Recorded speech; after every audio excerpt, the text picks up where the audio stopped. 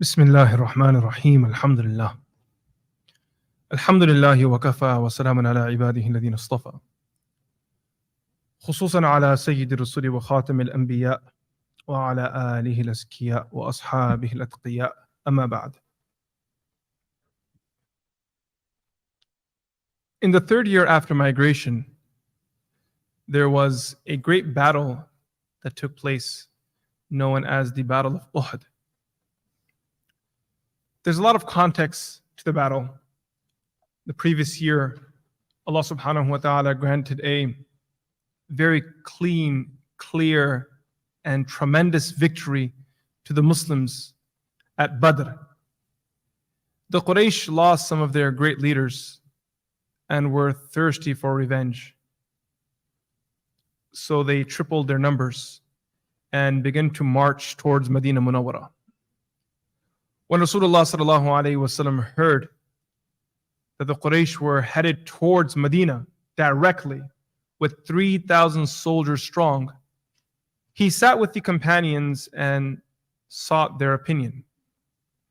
Some of the companions said, "O Messenger of Allah, let's fight a defensive battle from Medina itself."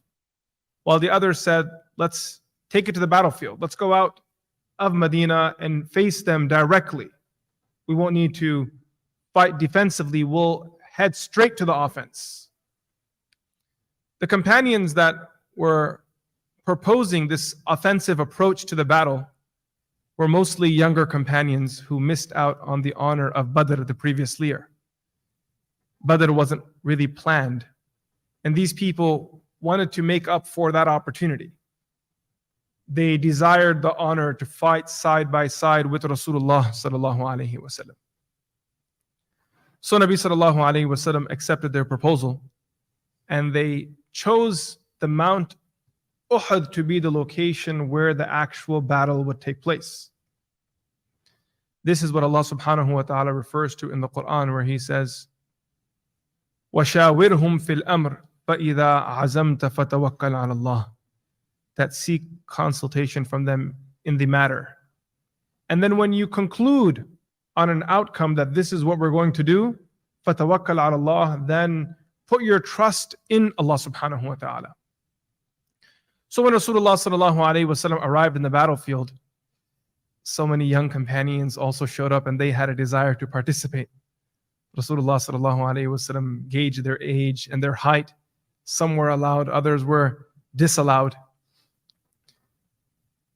As the battle drew near, Rasulullah sallallahu alaihi wasallam at one point took his Mubarak, honored, blessed sword, and he announced that "Man ya'khudhu minni hada." This is the hadith of Sahih Muslim. Imam Muslim rahmatullahi alayhi narrates, حدثنا أبو بكر بن أبي شيبة قال حدثنا عفان قال حدثنا حماد بن سلمة قال حدثنا ثابت عن أنس رضي الله عنه. He narrates this Khumasi narration, out of which 4 of the 5 narrations are Basri. So therefore, some scholars, while commenting on this riwayah, they say, من لطائف هذا الإسناد أنه مسلسل بالبصريين سوى شيخه, other than the Shaykh of Imam Muslim rahmatullahi alayhi, who is Kufi, فكوفي, he is Kufi. So in this hadith, he narrates that when the battle of Uhud approached, Rasulullah sallallahu alaihi wasallam, he pulled out his sword, أخذ سيفا يوم أحد فقال من يأخذ مني هذا. Rasul alayhi salam asked, "Who will take this sword from me?" Now, there were many companions there. Some were senior, some were junior, from the Ansar, from the Muhajirun. In one narration, Zubayr ibn Awwam radiyallahu anhu, the relative of Rasulullah sallallahu alayhi wasallam, close and dear companion to the Prophet of Allah, he reached forward for the sword. Rasulullah sallallahu alayhi wasallam turned away from him. Umar radiyallahu anhu, this is another riwayah, not the Sahih Muslim narration. I'll come back to that in a moment. That when Umar radiyallahu anhu reached forward, طلبه منه عمر فأعرض عنه ثم طلب منه الزبير فأعرض عنه فوجدا في أنفسهما من ذلك. Umar radiallahu anh reached forward. Rasulullah sallallahu alayhi wasallam didn't give it to him. He turned away. Zubayr ibn al-Awwam radiallahu anh also reached forward for that sword. Rasulullah sallallahu alayhi wasallam turned away from him and did not give him the sword. We go back to the narration of Sahih Muslim. فَبَسَطُوا أَيْدِيَهُمْ كُلُّ إِنسَانٍ مِّنْهُمْ. Everyone was reaching forward.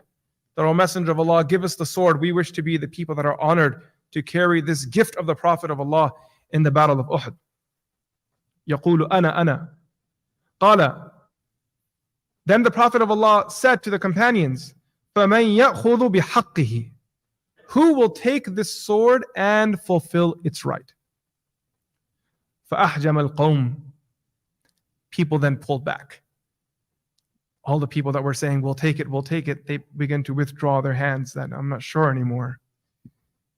Imam Qurtubi rahmatullahi alayhi, while commenting on the narration, he says that إنما أحجم القوم بعدما كثر اشتياقهم إلى هذا السيف لأنهم عرفوا أن الوفاء بحق سيف رسول الله أمر خطير.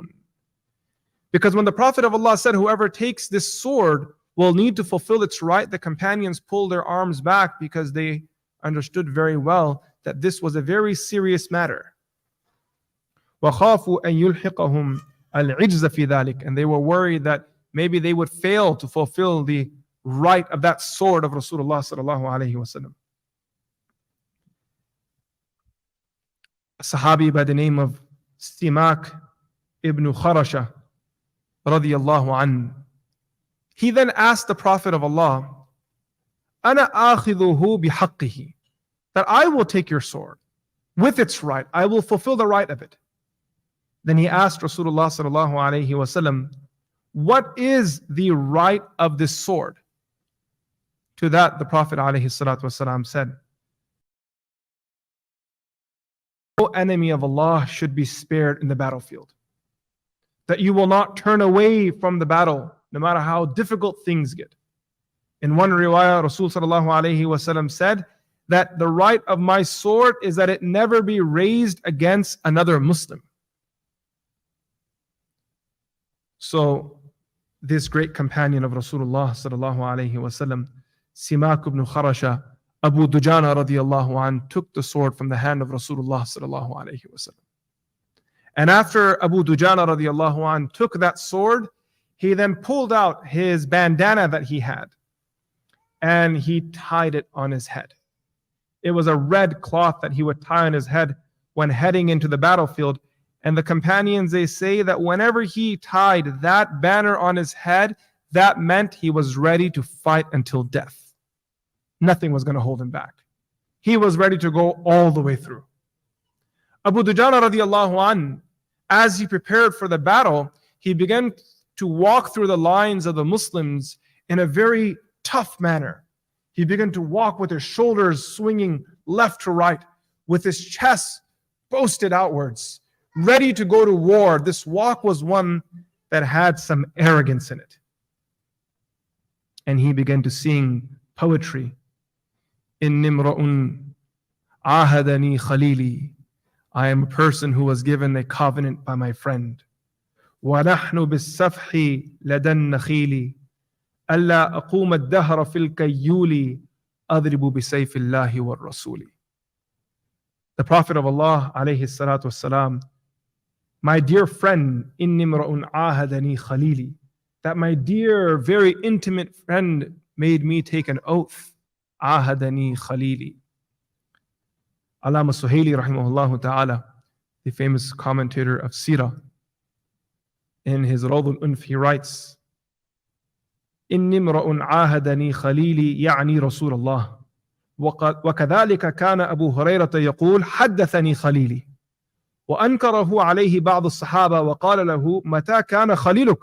وإنما أنكر عليه المنكر هذا لقوله لو كنت متخذا خليلا لاتخذت أبا بكر خليلا ولكن أخوة الإسلام. That Rasulullah sallallahu alayhi wasallam said that if I were to take a khalil, a very close intimate friend, it would have been Sayyidina Abu Bakr as-Siddiq radiyallahu anhu. But my relationship with Abu Bakr is that of the bond of brotherhood in Islam.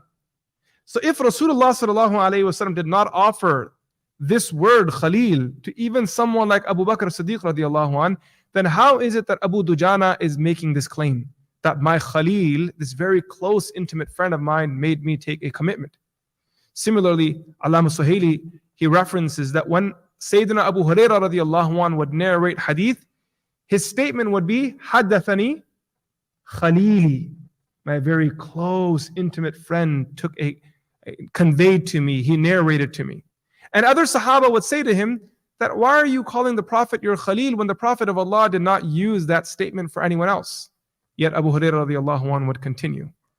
So to answer this sort of predicament here, Allama Suhaili rahmatullahi alayhi says, وَلَيْسَ فِي هَذَا الْحَدِيثِ مَا يَدْفَعُ أَنْ يَقُولَ الصَّحَابِيُّ حَدَّثَنِي خَلِيلِي لأنهم يريدون به معنى الحبيب وإنما فيه عليه أن النبي لم يكن يقولها لأحد من أصحابه. That just because the Prophet of Allah did not say it to anyone doesn't mean the companions weren't allowed to use that term when referring to Rasulullah sallallahu alaihi wasallam. Because when they said that our dear intimate friend said this, our beloved said this, when they used the word Khalil, they were using it in the meaning of Habib. That the one that was dear to us, the one that we loved more than our own lives, he is the one that gave us this trust. إِنِّ امْرُؤٌ عَاهَدَنِي خَلِيلِي وَنَحْنُ بِالسَّفْحِ لَدَى النَّخِيلِ. Safh refers to a path that cuts through the mountainous area. لَدَى النَّخِيلِ, by the trees. أَلَّا أَقُومَ الدَّهْرَ فِي الْكَيُّولِ. Kayul, he says that the Prophet made me take a commitment that I will never stand. أَلَّا أَقُومَ فِي الدَّهْرِ, I will never stand. Fil Kayul. Kayul refers to the Akhiru Sufuf al Jaysh, the back lines of the army, that the Prophet made me take a promise that I will never stand in the back. Kayul, some scholars say, refers to the remnants of a fire. Once the fire is extinguished and there is some smoke coming from there after the fire is done, because that's the leftover of the fire, the back part of the fire. After everything is done, this is what remains. This same word would be used to refer to Akhir Sufuf al-Jaysh, the back lines of the army. أَلَّا أَقُومَ الدَّهْرَ فِي الْكَيُّولِ أَضْرِبُ بِسَيْفِ اللَّهِ وَالرَّسُولِ. That I will stand in the front and strike the enemy with the sword of Allah and His Messenger, alayhi salatu wassalam. In one narration, the famous Maliki scholar, Al-Majlisi Al-Shanqiti Abdul Qadir bin Muhammad, he writes in his book Nuzhatul Afkar, narrating from Zubayr radiallahu an, that Zubayr radiallahu an says, when Rasulullah sallallahu alayhi wasallam gave that sword to Abu Dujana radiallahu an, wajadtu ay hazantu ala nafsi. I felt really sad that why is it the Prophet of Allah passed me up? He thought that maybe there was something that the Prophet saw in me that was a deficiency, because of which the Prophet didn't give me this honor. فَقُلْتُ وَاللَّهِ لَأَنظُرَنَّ مَا يَصْنَعُ بِهِ. So I took a commitment that I would spend this battle not only fighting the enemy, but also carefully observing Abu Dujana radiallahu anh. That why did the Prophet give it to him? فَاتَّبَعْتُهُ. So I began to follow him. And what I noticed, فَأَخَذَ عِصَابَةً. He took his hamra, he took his red garment. مكتوبا في أحد طرفيه نصر من الله وفتح قريب وفي الأخرى الجبانة في الحرب عار ومن فر لم ينجو من النار. That I saw him take this bandana that he was tying around his head, and on one side of the bandana it said the statement نصر من الله وفتح قريب, victory from Allah and assistance is near. And on the other side of the bandana I saw written there الجبانة في الحرب عار, that to be a coward in the battlefield is a stain on your honor. وَمَنْ فَرَّ لَمْ يَنْجُو مِنَ النَّارِ. And the one that runs from the battlefield will not be safe from the fire of hell. So then he watches Abu Dujana radiallahu anhu from a distance, observes him very carefully. Abu Dujana radiallahu anhu, as he fought in the battlefield, he kept moving forward. Nothing pushed him back. And every time he walked past an enemy, he ensured that the haqq of that sword was fulfilled and that person fell. Like a blade that was just roaming around on the battlefield left and right, just wiping the enemy out. One Sahabi, he says that Ka'b bin Malik radiallahu anh says that I was from the people that were injured in the Battle of Uhud. Kuntu fi man juriha min al-muslimin. So I saw this man from the mushrik side, from the opposition, and that guy was fighting a very tough battle. And he had this very thick armor on. Jim'ul la'ma. La'ma refers to armor in all forms. Everything that a soldier uses in the battlefield, they refer to this in Arabic as la'ma. La'matu. So this man was covered in his armor and he was shouting cries of war. And every Muslim that he saw lying on the ground, he would attack him and stomp him and keep going. There was no one to stop him. For those of you who know, the Battle of Uhud, the first part of it was in favor of the Muslims. And then a point came where the battle flipped. The Quraysh caught the Muslims off guard and attacked them from behind a mountain, Jabal al-Rumat. So he says that this man was walking around stomping on the Muslims and he was attacking them one by one by one. So I began to think, who will fight this? Who will fight this man? فَإِذَا رَجُلٌ مِّنَ الْمُسْلِمِينَ يَنْتَظِرُهُ. I saw one of the Muslim soldiers from the far end of the battlefield. He had his eyes locked on that man. وَعَلَيْهِ لَأْمَتُهُ. And he was also armored and he was ready for war. فَمَضَيْتُ حَتَّى كُنْتُ مِنْ وَرَائِهِ. I began to follow the Muslim soldier, hoping that these two would clash. In his heart, Ka'b bin Malik radiallahu anh says, فَإِذَا الْكَافِرُ أَفْضُلُهُمَا عُدَّةً وَهَيْئَةً. That the mushrik, that guy that was stomping on the Muslims, he seemed to be more ready for war in his dress, in his armor, in his appearance. فَلَمْ أَزَلْ أَنْتَظِرُهُمَا حَتَّى إِلْتَقَيَا. Finally, the two faced off. فضرب المسلم الكافر على حبل عاتقه ضربة بالسيف فبلغت ورقه وتفرق فرقتين. The Muslim man came, he took his sword and hit him so hard on his shoulder that he sliced the man in half. He sliced the guy in half, one strike. ثم كشف المسلم عن وجهه. The Muslim man, after striking him, removed the garment that was covering his face. كيف ترى يا كعب? He turned to Ka'b bin Malik and said, everything okay? He said, I looked at the man. فَإِذَا هُوَ أَبُو Dujana. It was Abu Dujana radiyallahu anhu, the man who took the trust of the sword of Rasulullah sallallahu alayhi wasallam. Zubayr radiyallahu anhu, on the other hand, he's observing him too, and he's trying to figure out what's special about him. And what he sees, not only is he pressing forward, but he cuts through the whole army of the Quraysh. And there was, when he arrived on the back end of the army, he took his sword, he went to an individual, he tapped the individual on the head and walked away. Zubayr radiallahu anh didn't understand. He went to him and said, why did you tap that person on the head? He said, that was a female, and it is beneath the honor of the Prophet of Allah that his sword be used to strike a female. Zubayr ibn al-Awwam radiallahu anh at that moment said, now I understand what Rasulullah sallallahu alayhi wasallam did when he selected you. That there is a balance when you represent the sunnah. There is a method to it. There's a procedure. There is an adab to representing the deen. There is a way that you carry yourself when you claim to be a representative of Rasulullah sallallahu alayhi wasallam. When the battle became very difficult, Imam Qurtubi rahimahullah ta'ala, speaking of Abu Dujana radiallahu anhu, while introducing him, he says, هو سماك بن خرشة الخزرجي الأنصاري وهو مشهور بكنيته شهد بدرا وأحدا ودافع عن رسول الله صلى الله عليه وسلم يومئذ هو ومصعب بن عمير.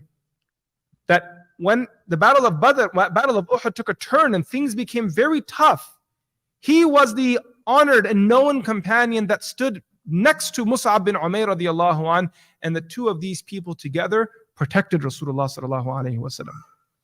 وَكَثُرَتْ فِيهِ الْجَرَاحَ وَقُتِلَ مُصْعَبْ. That the wounds became many, so Mus'ab bin Umayr radiallahu anh passed away. As for Abu Dujana radiallahu anh, he became a human shield for Rasulullah sallallahu alayhi wa sallam.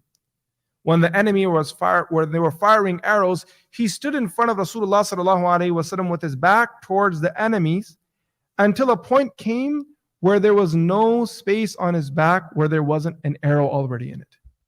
And he stood there protecting Rasulullah sallallahu alaihi wasallam. Abu Dujana radiallahu an was known for his courage. He was known as a phenomenal, great, powerful, strong warrior. There's a narration that Imam Bayhaqi rahmatullahi alayhi narrates in his Dala'il al-Nubuwah. This narration is highly contentious, and the reality is that for the most part, the muhaddithun do not accept it. But I'm going to narrate it before you, not so much as a part of his story, but for those of you that are students of knowledge here are able to acknowledge and understand that you will find some aspects of an individual's life mentioned within books, and this part of it is acceptable, and that part of it is not acceptable by the muhaddithun. So the chapter, Babu ma yuzkaru min hirzi abi Dujana, there's a long narration, and the sanad, the chain of the narration, has actually the children of Abu Dujana radiallahu anhu. If I were to read the chain in front of you, it's like his grandson narrates from the son, and then the great-grandson narrates from the grandson, and the great-great-grandson narrates from the grandson. It's one of those chains that you see within his family. That Abu Dujana radiallahu an, one night he was sleeping.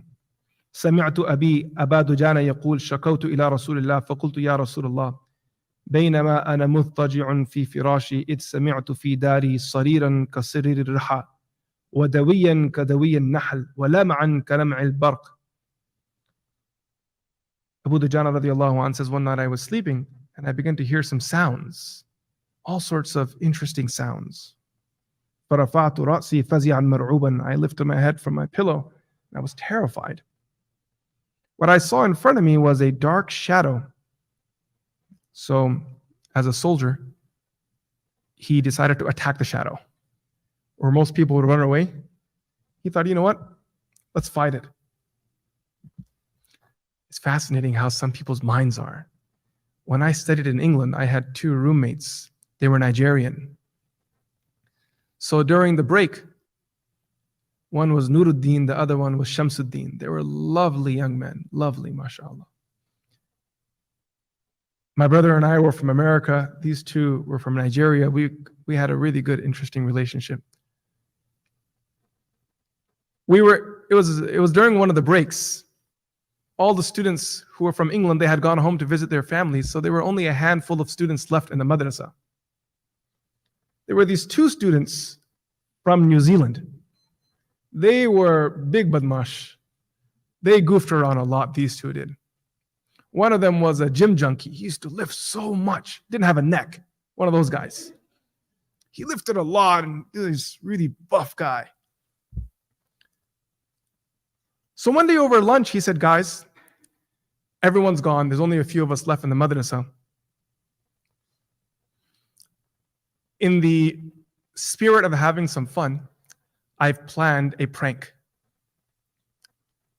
So everyone was worried that what if they were the target of the prank? So I asked him, I said, what's your prank? He said, well, I came into possession of the Scream mask. You guys know what that is. The Scream mask. I have a glow-in-the-dark one. He said, I'm going to come to your room.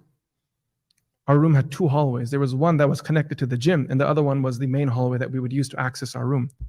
He said, I'm going to come from the gym side into your room and act like I'm a jinn to scare your roommates. We tried to explain to him this was a very bad idea. He insisted on doing it. So we were lying, it's 3 a.m. in the morning. This guy, made of steel, he comes from outside the window, and there's a big window that's in our room, and the window on the other side of the window is the gym. So he starts knocking on the window and starts making ghost-like sounds, jinn ghost-like sounds. We were lying there.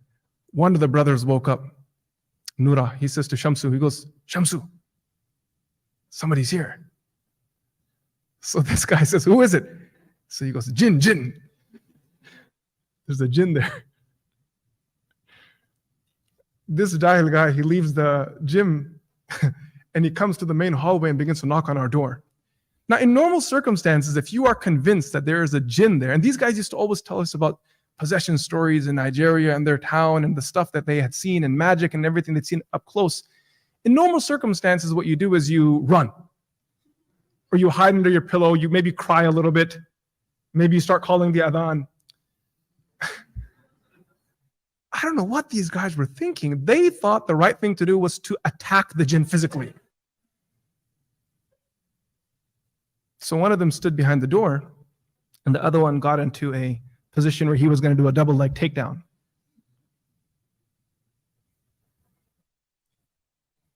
My brother and I were just so puzzled. What is happening here?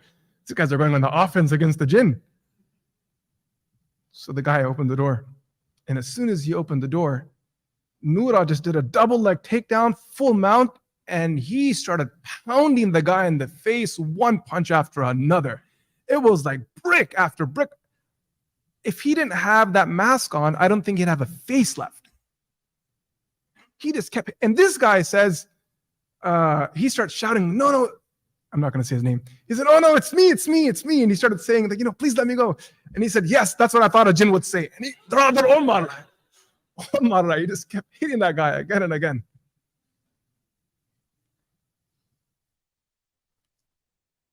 So there are those people that when they're threatened by jinn, they kind of run away. And then there are these type of people who are like, you know what? I'm going to deal with this. There was one person that once approached me. They were struggling with jinns as well. So the individual came with a firearm. I said, what are you doing with this firearm? He said, I'm going to shoot the jinn. I said, did you really think this through? I think you thought this through properly. We need to think about this again. You're saying the jinn possesses you and you're going to shoot the jinn? Like, how does this work?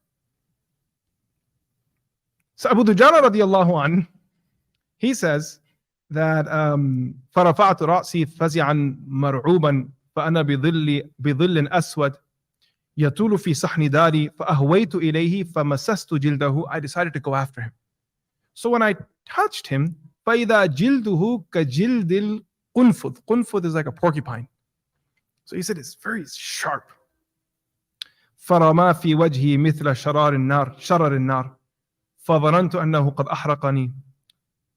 So then he had this very interesting interaction, and with this jinn, he then approaches Rasulullah sallallahu alaihi wasallam the next day, and he informs the Prophet of Allah that there are jinns that are bothering me.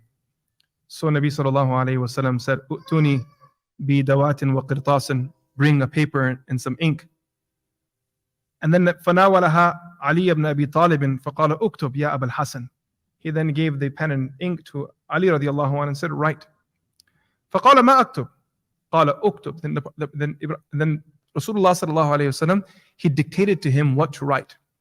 بسم الله الرحمن الرحيم هذا كتاب من محمد رسول الله رب العالمين إلى من طرق الدار من العمار والزوار والصالحين إلا طارقا يطرق بخير يا رحمن أما بعد فإن لنا ولكم في الحق سعة فإن تك عاشقا مولعا أو فاجرا مقتحما أو راغبا حقا أو مبطلا هذا كتاب الله ينطق علينا وعليكم بالحق إنا كنا نستنسخ ما كنتم تعملون ورسلنا يكتبون ما تمكرون اتركوا صاحب كتاب هذا وانطلقوا إلى عبدة الأصنام وإلى من يزعم أن مع الله آلهة آخر لا إله إلا هو كل شيء هالك إلا وجهه له الحكم وإليه ترجعون يغلبون حميم لا ينصرون حميم عين سين قاف تفرق أعداء الله وبلغت حجة الله ولا حول ولا قوة إلا بالله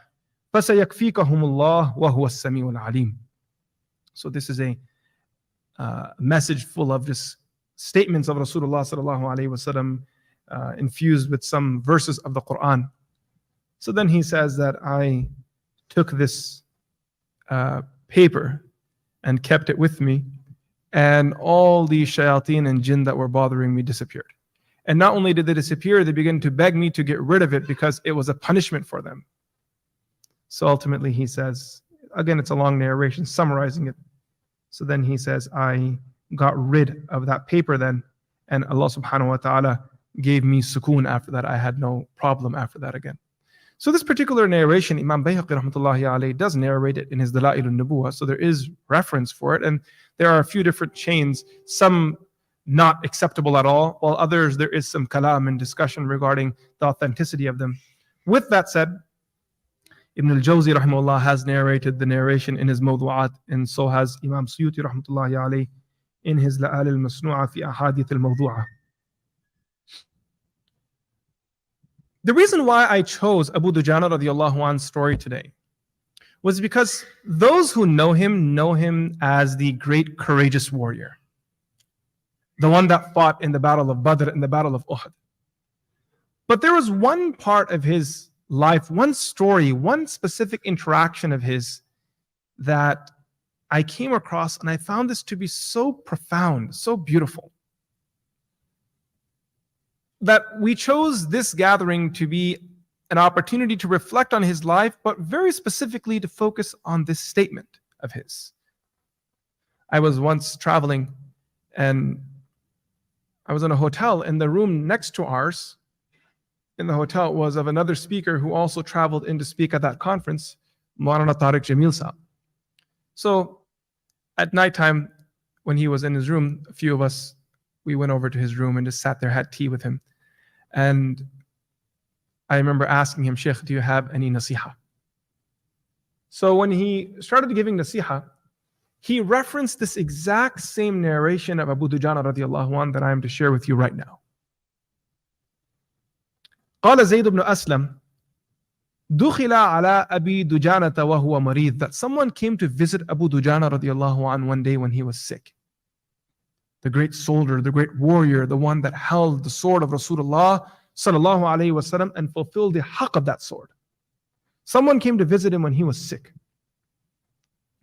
وَوَجْهُهُ يَتَهَلَّلْ, but even though he was sick, his face was glowing, it was shining. فَقِيلَ لَهُ مَا لِوَجْهِكَ يَتَهَلَّلْ, what's going on here? Why are you so happy and why do you look so confident here? So Abu Dujana radiallahu anhu says that I have two deeds of mine that are so special and dear to me that I rely on them and lean on them to be the means of my salvation in the hereafter. If you were to stop right there, your assumption would be that one of those two things has to be, what was that? Uhud. Like that has to be one of the two things. If this guy is saying, this great soldier, Sahabi, warrior, that there are two things in my life that I've done that I'm really confident are really going to come in clutch on the Day of Judgment.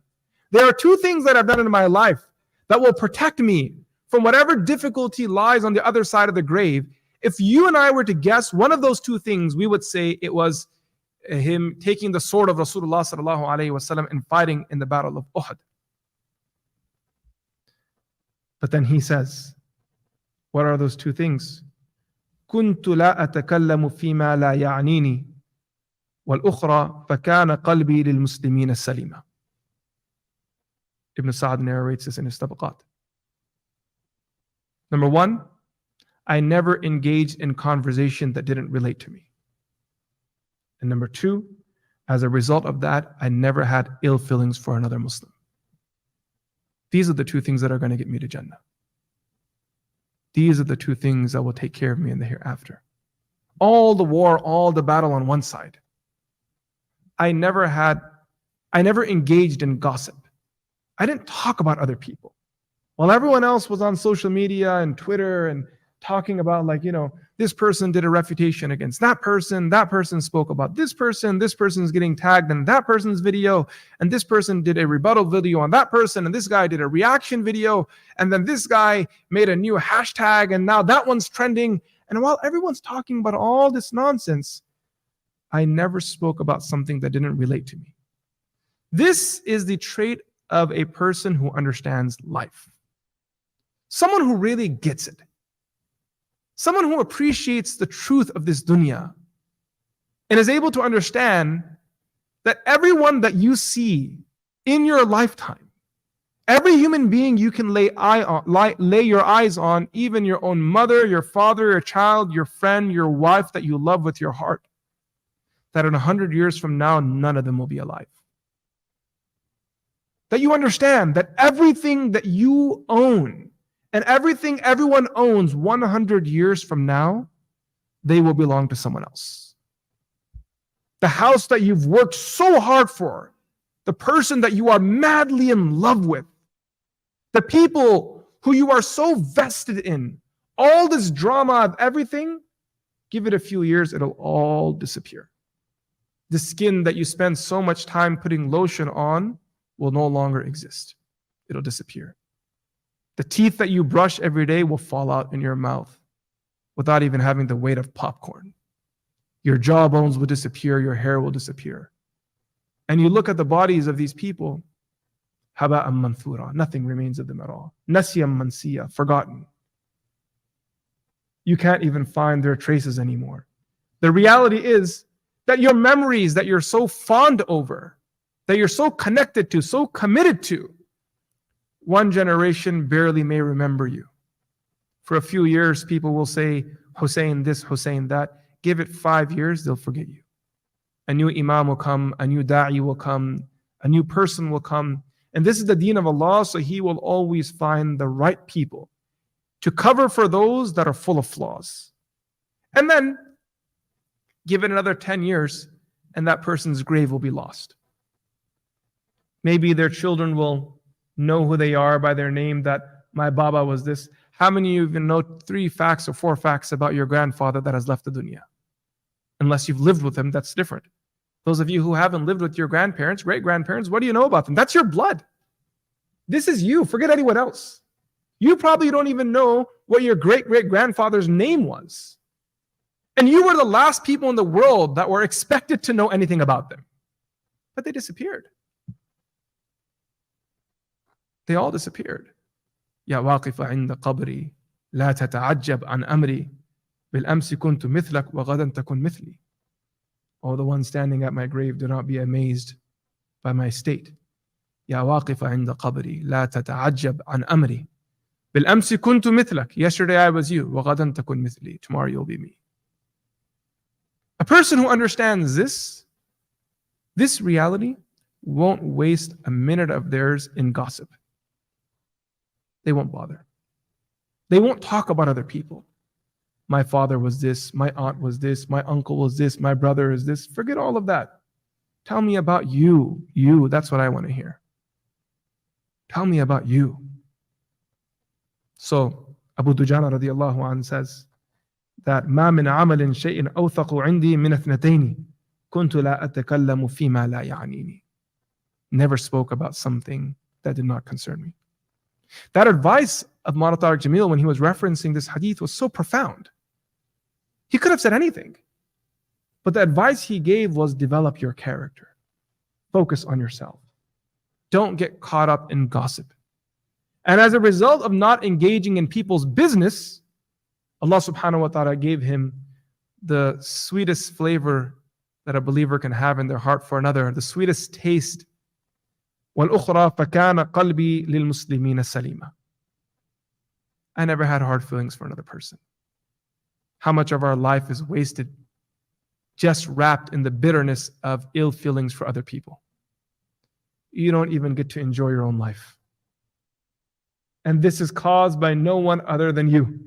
You've brought this on to yourself. فَكَانَ قَلْبِي لِلْمُسْلِمِينَ سَلِيمًا. Abu Dujana radiallahu anhu, he continued to serve the armies of Rasulullah sallallahu alayhi wasallam. And then after Nabi sallallahu alayhi wasallam departed from this dunya, he gave his allegiance to Sayyidina Abu Bakr as-Siddiq radiallahu anhu. There was a man that claimed prophethood towards the end of the Prophet's life, a mutanabbi by the name of Musaylama, who the Prophet very appropriately gave him the laqab Al-Kadhab. Musaylama Al-Kadhab, the liar. His matter was not solved by Rasulullah sallallahu alayhi wasallam, and Nabi sallallahu alayhi wasallam passed away. So Sayyidina Abu Bakr as-Siddiq radiallahu anhu, one of the first things that he did after uniting the Muslims that were confused after the Prophet's passing, he took Khalid bin Walid radiallahu anhu and appointed him as the general, and under him sent the senior Sahaba of Medina and said, go and deal with this false prophet. Many of the great Sahaba joined that expedition. Many of them were huffaz of the Quran, great ulama. It was after this expedition that Abu Bakr Siddiq radiallahu anhu made the intention of compiling the Quran, because many great Sahaba were martyred in this.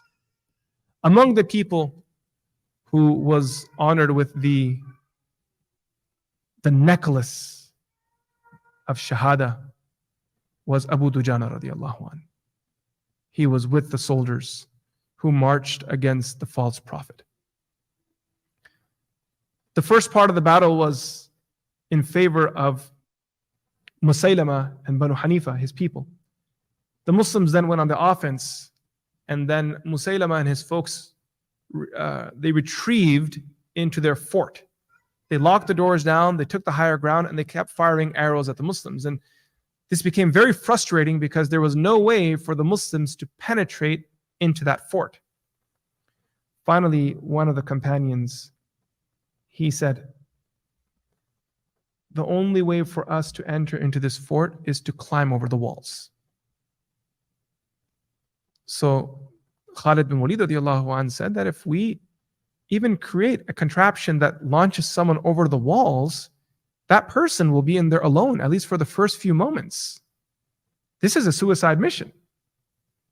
So the Sahabi said, just trust me. I'm willing to take the risk. Khalid bin Walid radiallahu anhu very reluctantly accepted the proposal, as long as the other companions followed.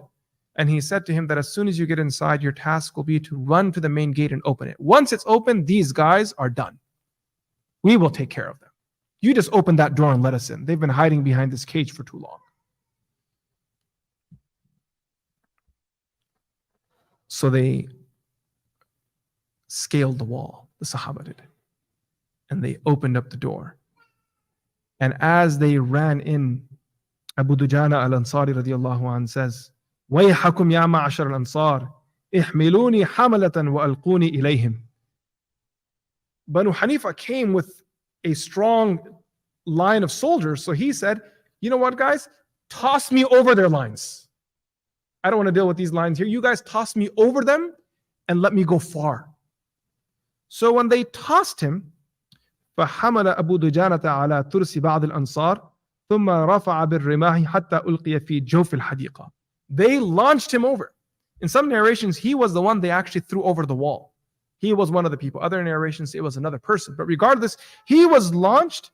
And when Abu Dujana radiallahu anhu landed, فوقع أبو دجانة في الحديقة ثم وثب كالليث المغضب.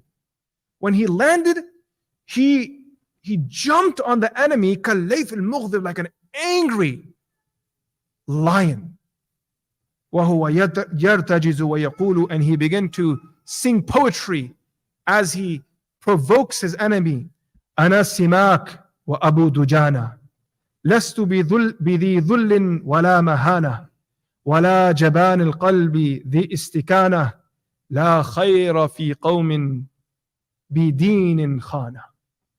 And as he sings these lines of poetry, he jumps in. Now, what happened to Abu Dujana radiallahu anhu is that when he landed in the battlefield, he broke one of his legs.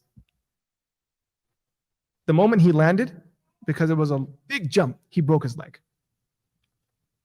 However, that didn't stop him from moving forward. He stood on one leg of his, ignoring the second one, and he kept pushing forward and kept pushing forward and kept pushing forward.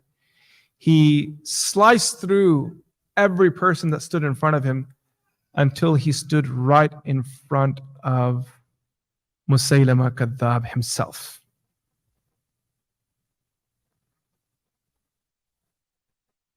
He looked at Musaylama Kadhab and he attacked him. And when he attacked him, as he hit him, From the other side, another Sahabi came, Wahshi bin Harb radiyallahu anh, and he also attacked Musaylama Kadhab. And the two of these two people tag teamed and they killed this great enemy of Allah and His Rasul. It's fascinating because both of these people in Uhud fought on the opposite sides. Wahshi fought on behalf of the mushrikun and was the one that martyred Hamza radiallahu an. And on the other hand, who was a lion of Allah and His Messenger. On this side, Abu Dujana was the one that was fighting on behalf of the Muslims, carrying the sword of Allah's Rasul and Allah and His Rasul's sword. And when Wahshi radiallahu an became Muslim, he took an oath that just as I killed the most beloved to the Prophet, I will also kill the most detested by the Prophet. And he had his eyes fixed on Musaylama Kadhab. That in order for me to have my penance, to live my redemption in this dunya, I have to kill him.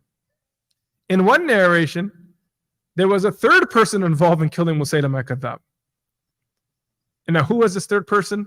Different riwayat here. One of them suggests that it was a lady, Ammara radiallahu anha, that she was the third person involved. And the reason why she wanted Musaylama gone is because when Rasulullah sallallahu alayhi wasallam sent the messenger to communicate with Musaylama, the messenger he chose was a Sahabi by the name of Habib bin Zayd, who was the son of Ammara radiallahu anha, the great female soldier and warrior.